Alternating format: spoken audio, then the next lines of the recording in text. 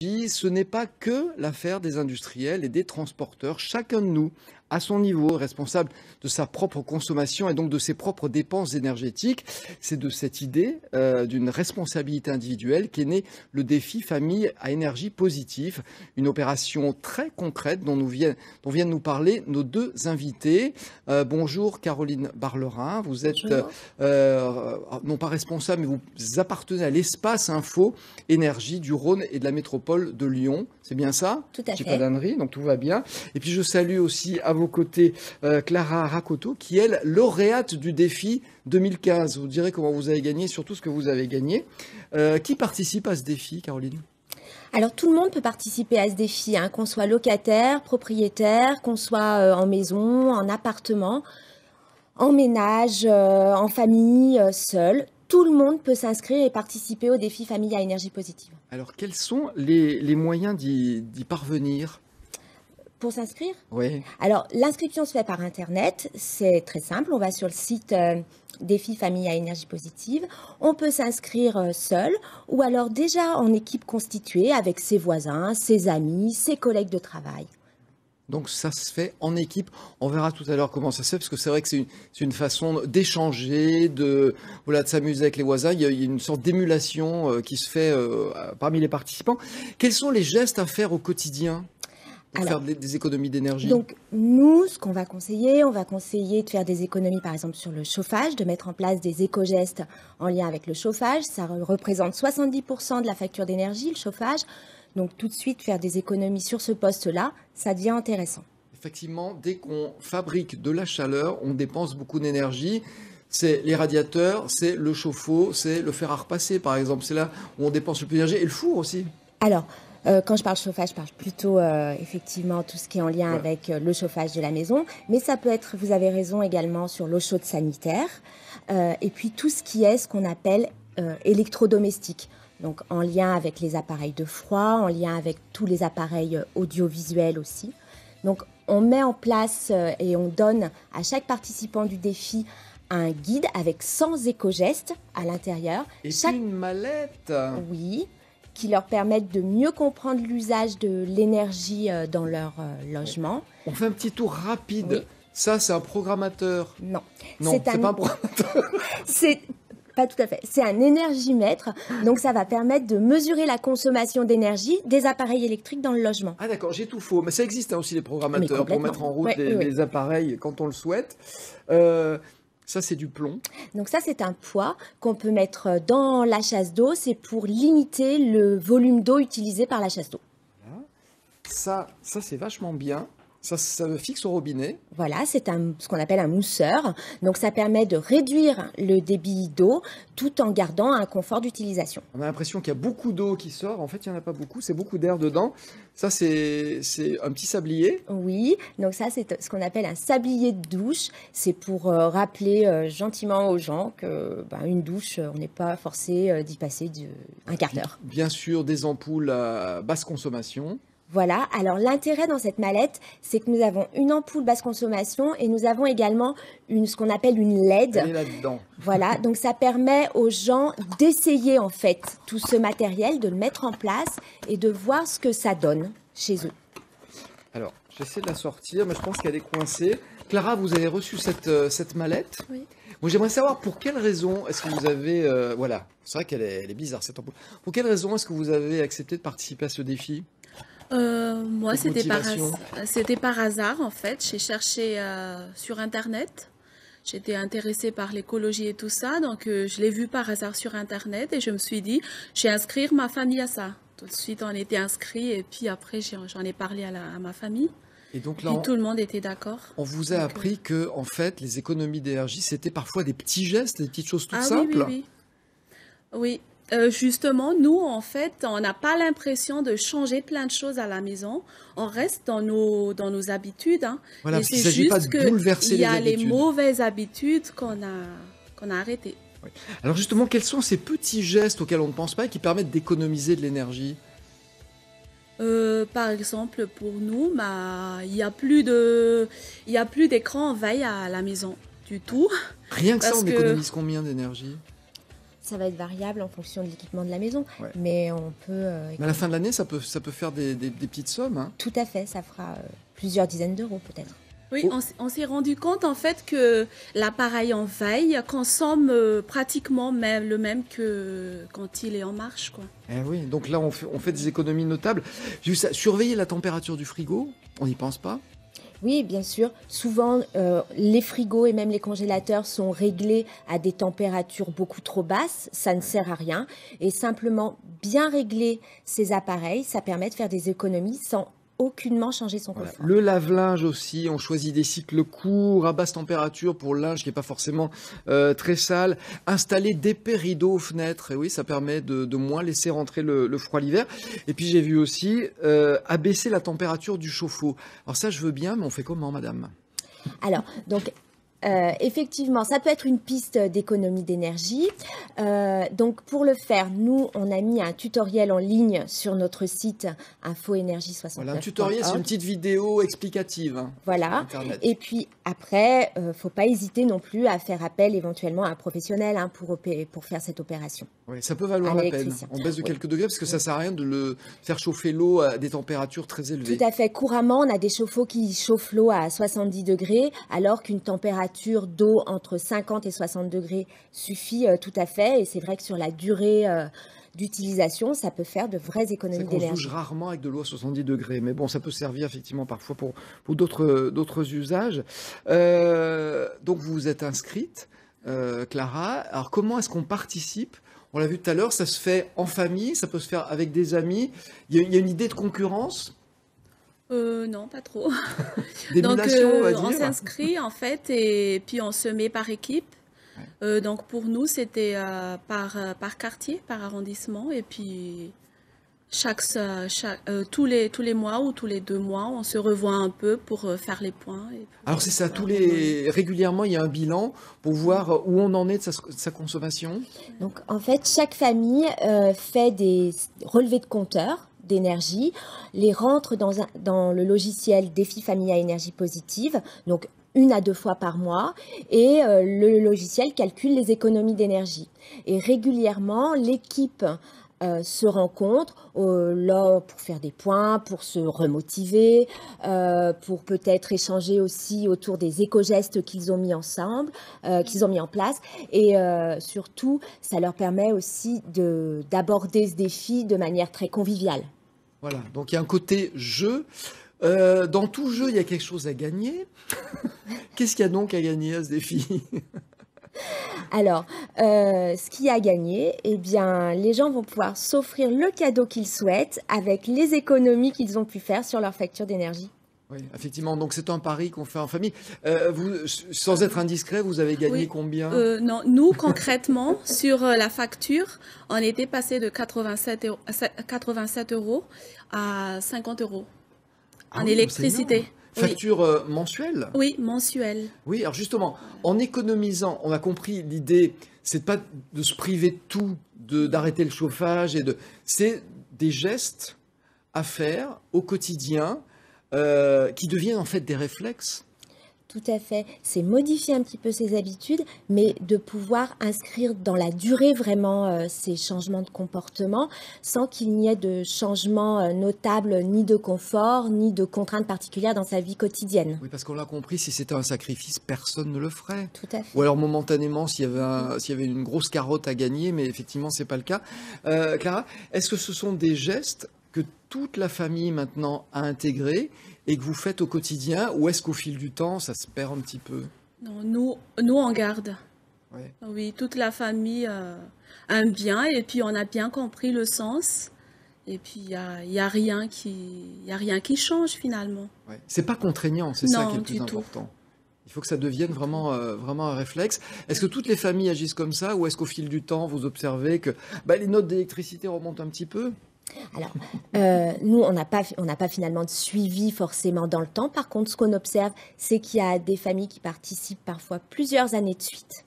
Parce que c'est vraiment des moments sympas finalement.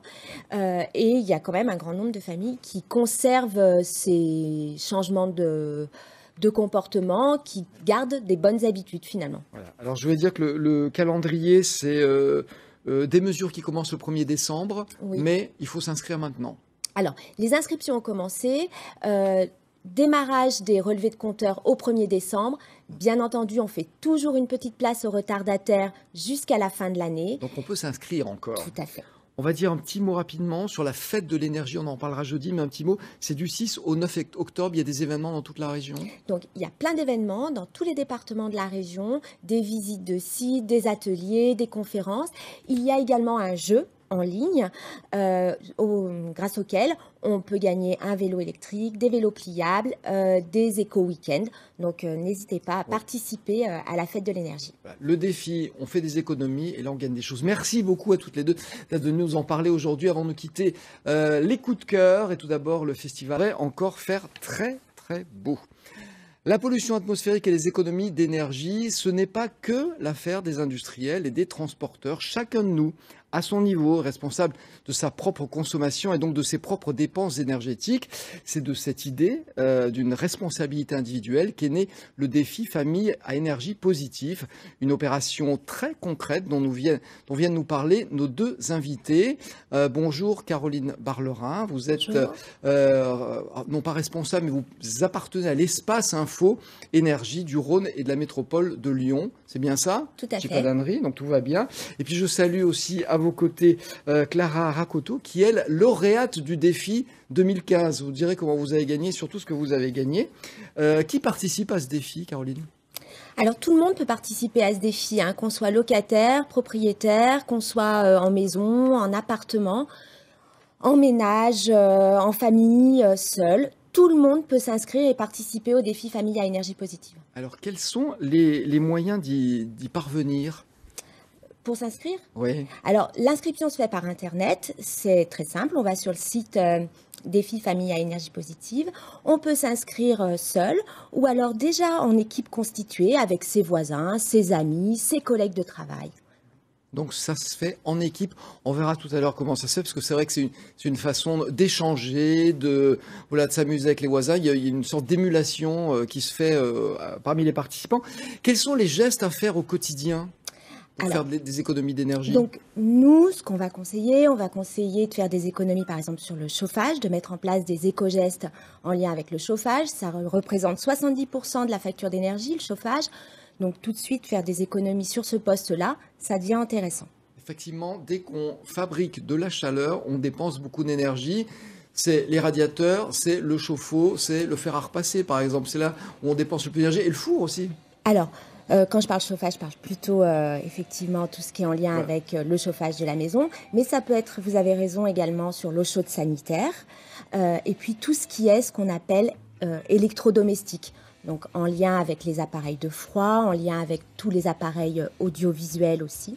Donc on met en place et on donne à chaque participant du défi un guide avec 100 éco-gestes à l'intérieur. Et une mallette.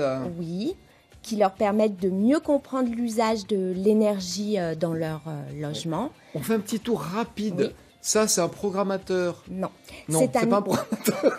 C'est pas tout à fait. C'est un énergimètre. Donc, ça va permettre de mesurer la consommation d'énergie des appareils électriques dans le logement. Ah d'accord, j'ai tout faux. Mais ça existe aussi, les programmateurs, pour mettre en route les appareils quand on le souhaite. Ça, c'est du plomb. Donc ça, c'est un poids qu'on peut mettre dans la chasse d'eau. C'est pour limiter le volume d'eau utilisé par la chasse d'eau. Ça c'est vachement bien. Ça fixe au robinet. Voilà, c'est ce qu'on appelle un mousseur. Donc, ça permet de réduire le débit d'eau tout en gardant un confort d'utilisation. On a l'impression qu'il y a beaucoup d'eau qui sort. En fait, il n'y en a pas beaucoup. C'est beaucoup d'air dedans.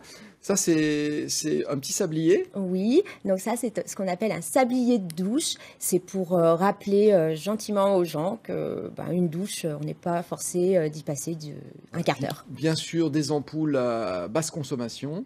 Voilà, alors l'intérêt dans cette mallette, c'est que nous avons une ampoule basse consommation et nous avons également ce qu'on appelle une LED. Elle est là-dedans. Voilà, donc ça permet aux gens d'essayer en fait tout ce matériel, de le mettre en place et de voir ce que ça donne chez eux. Alors, j'essaie de la sortir, mais je pense qu'elle est coincée. Clara, vous avez reçu cette mallette? Oui. Moi, j'aimerais savoir pour quelle raison est-ce que vous avez... voilà, c'est vrai qu'elle est bizarre cette ampoule. Pour quelle raison est-ce que vous avez accepté de participer à ce défi? Moi, cette motivation? c'était par hasard, en fait. J'ai cherché sur Internet. J'étais intéressée par l'écologie et tout ça, donc je l'ai vu par hasard sur Internet et je me suis dit, je vais inscrire ma famille à ça. Tout de suite, on était inscrits et puis après, j'en ai parlé à ma famille. Et donc là, Puis tout le monde était d'accord. on vous a appris que, en fait, les économies d'énergie, c'était parfois des petits gestes, des petites choses toutes Ah simples. oui. Oui, justement, nous, en fait, on n'a pas l'impression de changer plein de choses à la maison. On reste dans nos habitudes, hein. Voilà, Et parce qu'il c'est ne s'agit pas juste de bouleverser qu'il y les a les habitudes. mauvaises habitudes qu'on a arrêtées. Oui.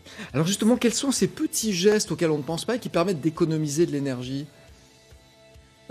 Par exemple, pour nous, bah, il y a plus d'écran en veille à la maison du tout. Rien que ça, Parce on que économise combien d'énergie? Ça va être variable en fonction de l'équipement de la maison, Ouais. mais on peut... Mais à la fin de l'année, ça peut faire des petites sommes, hein. Tout à fait, ça fera plusieurs dizaines d'euros peut-être. Oui, on s'est rendu compte en fait que l'appareil en veille consomme pratiquement le même que quand il est en marche, quoi. Eh oui, donc là, on fait des économies notables. Juste ça, surveiller la température du frigo, on n'y pense pas. Oui, bien sûr. Souvent, les frigos et même les congélateurs sont réglés à des températures beaucoup trop basses. Ça ne sert à rien. Et simplement, bien régler ces appareils, ça permet de faire des économies sans aucunement changer son Voilà. confort. Le lave-linge aussi, on choisit des cycles courts, à basse température pour le linge qui n'est pas forcément très sale. Installer d'épais rideaux aux fenêtres, et oui, ça permet de moins laisser rentrer le froid l'hiver. Et puis j'ai vu aussi abaisser la température du chauffe-eau. Alors ça, je veux bien, mais on fait comment, madame? Alors, donc, effectivement, ça peut être une piste d'économie d'énergie. Donc, pour le faire, nous, on a mis un tutoriel en ligne sur notre site infoénergie69.org. Voilà, un tutoriel, c'est une petite vidéo explicative, hein, sur Voilà. Internet. Et puis après, faut pas hésiter non plus à faire appel éventuellement à un professionnel pour faire cette opération. Oui, ça peut valoir Un la peine. électricien. On baisse de Oui. quelques degrés parce que ça sert à rien de le faire chauffer l'eau à des températures très élevées. Tout à fait. Couramment, on a des chauffe-eau qui chauffent l'eau à 70 degrés, alors qu'une température d'eau entre 50 et 60 degrés suffit tout à fait. Et c'est vrai que sur la durée d'utilisation, ça peut faire de vraies C'est économies qu'on se douche d'énergie. rarement avec de l'eau à 70 degrés, mais bon, ça peut servir effectivement parfois pour d'autres usages. Donc vous vous êtes inscrite, Clara. Alors comment est-ce qu'on participe? On l'a vu tout à l'heure, ça se fait en famille, ça peut se faire avec des amis. Il y a une idée de concurrence, Non, pas trop. Donc, d'émulation, on va on dire. s'inscrit en fait et puis on se met par équipe. Donc pour nous, c'était par quartier, par arrondissement. Et puis tous les mois ou tous les 2 mois, on se revoit un peu pour faire les points. Et puis, Alors c'est ça, régulièrement, il y a un bilan pour voir où on en est de sa consommation. Donc, en fait, chaque famille fait des relevés de compteurs d'énergie, les rentre dans le logiciel Défi Famille à énergie positive, donc 1 à 2 fois par mois, et le logiciel calcule les économies d'énergie. Et régulièrement, l'équipe se rencontrent là pour faire des points, pour se remotiver, pour peut-être échanger aussi autour des éco-gestes qu'ils ont mis ensemble, qu'ils ont mis en place. Et surtout, ça leur permet aussi d'aborder ce défi de manière très conviviale. Voilà, donc il y a un côté jeu. Dans tout jeu, il y a quelque chose à gagner. Qu'est-ce qu'il y a donc à gagner à ce défi? Alors, ce qu'il y a à gagner, eh bien, les gens vont pouvoir s'offrir le cadeau qu'ils souhaitent avec les économies qu'ils ont pu faire sur leur facture d'énergie. Oui, effectivement, donc c'est un pari qu'on fait en famille. Vous, sans être indiscret, vous avez gagné Oui. combien?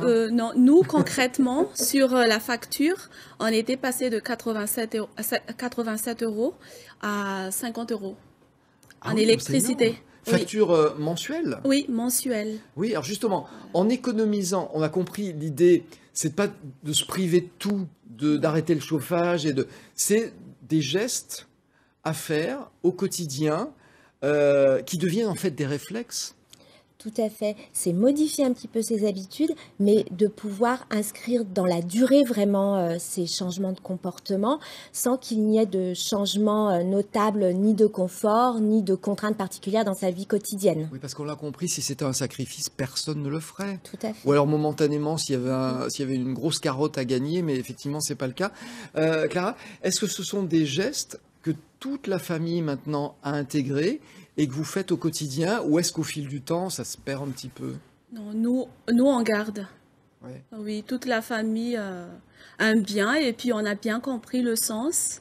Et puis il y a rien qui change finalement. Ouais. C'est pas contraignant, c'est ça qui est le plus du tout. important. Il faut que ça devienne vraiment, vraiment un réflexe. Est-ce que toutes les familles agissent comme ça, ou est-ce qu'au fil du temps, vous observez que les notes d'électricité remontent un petit peu? Alors, nous, on n'a pas finalement de suivi forcément dans le temps. Par contre, ce qu'on observe, c'est qu'il y a des familles qui participent parfois plusieurs années de suite. Ouais. Parce que c'est vraiment des moments sympas finalement. Et il y a quand même un grand nombre de familles qui conservent ces changements de comportement, qui gardent des bonnes habitudes finalement. Voilà. Alors, je voulais dire que le calendrier, c'est... des mesures qui commencent le 1er décembre, oui. Mais il faut s'inscrire maintenant. Alors, les inscriptions ont commencé. Démarrage des relevés de compteurs au 1er décembre. Bien entendu, on fait toujours une petite place aux retardataires jusqu'à la fin de l'année. Donc, on peut s'inscrire encore. Tout à fait. On va dire un petit mot rapidement sur la fête de l'énergie. On en parlera jeudi, mais un petit mot. C'est du 6 au 9 octobre. Il y a des événements dans toute la région. Donc, il y a plein d'événements dans tous les départements de la région. Des visites de sites, des ateliers, des conférences. Il y a également un jeu en ligne grâce auquel on peut gagner un vélo électrique, des vélos pliables, des éco-week-ends. Donc, n'hésitez pas à participer à la fête de l'énergie. Le défi, on fait des économies et là, on gagne des choses. Merci beaucoup à toutes les deux.